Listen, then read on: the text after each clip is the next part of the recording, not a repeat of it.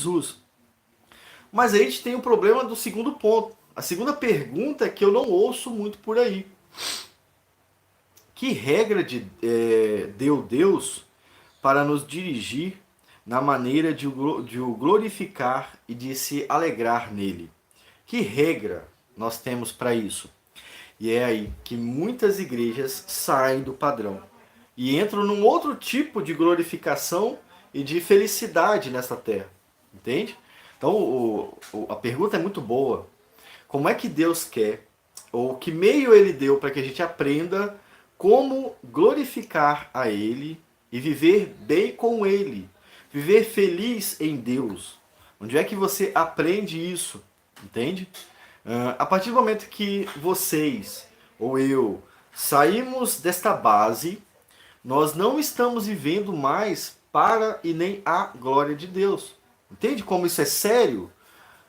Agora, se você for olhar para os antigos, você vai ver que há um padrão.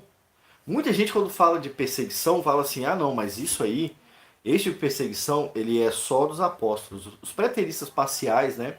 Falaram, não, a grande perseguição, ela era só dos apóstolos. Né? E outros também vão falar, né, que só eles sofreram isso, né, e esquece da história, né? Qual é a semelhança entre os protestantes do século XV, XVI, XVII, que eram perseguidos pelo catolicismo? Qual é a semelhança deles com os apóstolos? Qual é a semelhança? Vocês têm ideia de qual é? Não é. Eu não estou falando que eles eram inspirados pelo Espírito Santo. Não tem nada a ver com isso. Ah, você está comparando as pessoas com Paulo. Apesar de que não tem problema nenhum, porque Paulo era um homem. Era uma pessoa, né? Paulo não é um Deus. Então eu posso comparar alguém com Paulo, tá? Ele era um apóstolo. Eu não posso ser apóstolo igual ele, mas comparar sim. Qual é a semelhança entre a pessoa do século I, que foi perseguida pelo cristianismo, com alguém que está sendo perseguido neste momento em um país? Você sabe qual é a semelhança? A semelhança é o alto padrão das escrituras sagradas que essa pessoa tem. Na China, a pessoa morre porque tem uma Bíblia. E sabe por que ela morre? Porque ela não desiste da Bíblia. Ela não joga fora a Bíblia. Ah, vou jogar fora para mim não ser morto. Não, ela guarda a Bíblia. Aquilo é vida para ela. Entende? Aquilo é vida. Ali tem a mensagem da vida e por isso ela prefere morrer do que perder isso aqui. Você não morreria nem por uma pessoa no Brasil, muito menos por um livro. Muito menos por um livro. Morreria? Mas é isso que acontece em alguns países. Qual é a semelhança entre essa pessoa que está no século I, segundo, que foi morta numa perseguição, com alguém que foi morta na Reforma Protestante? Aqui no Brasil tem exemplos disso, né?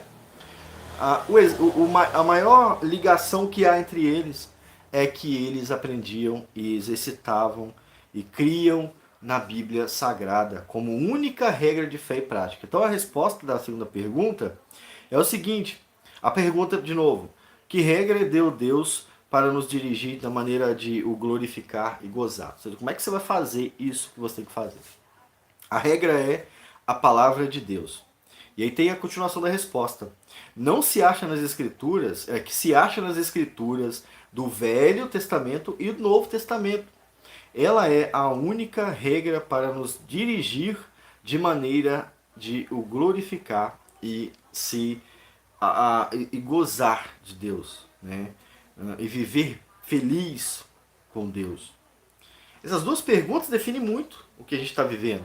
Elas definem muito. Então por que hoje nós não temos uma perseguição como no século XVII, XVI?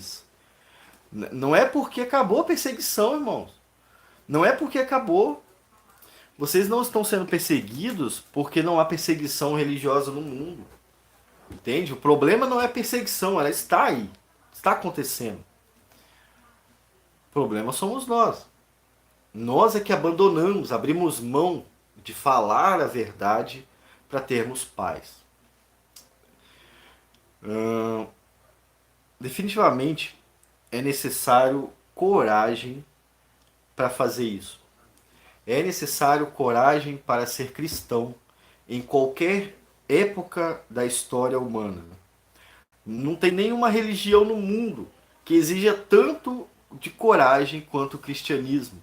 Porque a partir do momento que você está em paz com o sistema, provavelmente você não está em paz com Deus.